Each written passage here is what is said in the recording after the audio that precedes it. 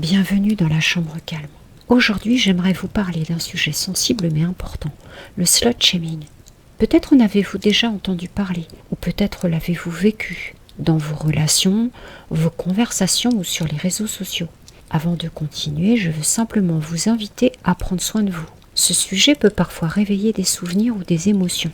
Écoutez uniquement ce que vous vous sentez prêt à recevoir, à votre rythme. Rappelez-vous que la chambre calme est un espace bienveillant et tranquille où chacune peut se reconnecter à ses ressentis en toute sécurité.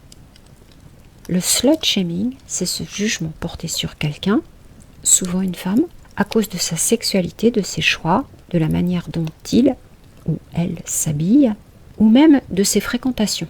Parfois c'est un mot, un regard, un chuchotement. Tu portes ça, tu veux attirer l'attention. Parfois c'est plus direct, des insultes, des moqueries, des rumeurs qui circulent.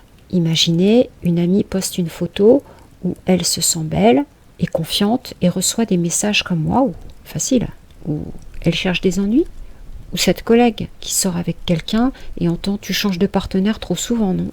ou encore dans la rue, des regards ou des chuchotements qui font sentir que vous n'avez pas le droit de vivre votre corps comme vous le souhaitez. Vous vous êtes peut-être connu dans l'une de ces situations ou peut-être avez-vous déjà émis un jugement similaire sans y penser. Posez-vous la question. Est-ce vraiment vous qui jugez ou est-ce la société? C'est peur et c'est normes. Le slut-shaming peut provoquer honte, anxiété, culpabilité, parfois au point de limiter nos choix, de nous faire taire ou de nous couper de nos envies. Et pourtant, personne ne mérite ça. Jamais. Alors, comment réagir? Comment se protéger tout en restant fidèle à soi-même? D'abord, l'écoute intérieure. Respirez un instant, fermez les yeux si vous le voulez et demandez-vous, qu'est-ce que je choisis pour moi et non pour les autres?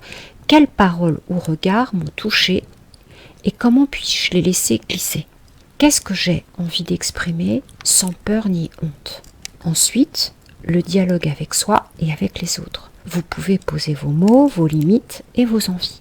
Vous pouvez dire clairement « Je ne suis pas ton image, je suis moi » ou « Ce que je choisis pour moi n'a pas besoin de justification ».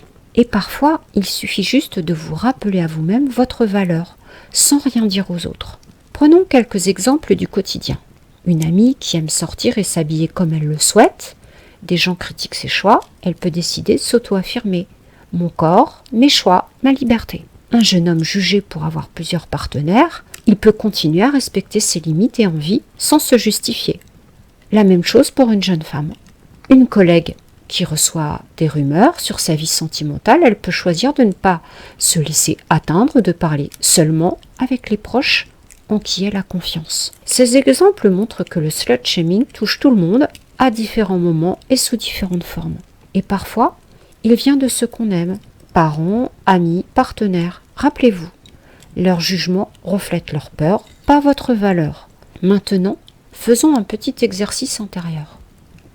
Fermez les yeux, respirez profondément et posez-vous ces questions.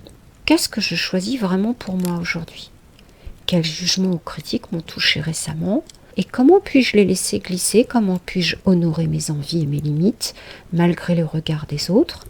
Quels mots, gestes ou silences m'aident à me sentir libre et respectée? Ressentez ces réponses, émergez doucement. Elles viennent de vous et elles sont légitimes. Aucun jugement extérieur n'a le pouvoir de définir votre valeur ou vos choix. Le slut-shaming n'est pas votre faute. Il reflète des normes, des peurs, des stéréotypes. Mais votre corps, vos choix, votre sexualité vous appartiennent. Et vous pouvez les vivre avec respect, confiance et joie. Alors la prochaine fois que quelqu'un vous juge ou critique vos choix, respirez, écoutez-vous, affirmez votre liberté et souvenez-vous, vos choix ne sont pas un spectacle pour les autres, mais un espace de vie pour vous. Merci d'avoir pris ce temps pour écouter et vous reconnecter à vos ressentis. Prenez soin de vous et à bientôt dans la chambre calme.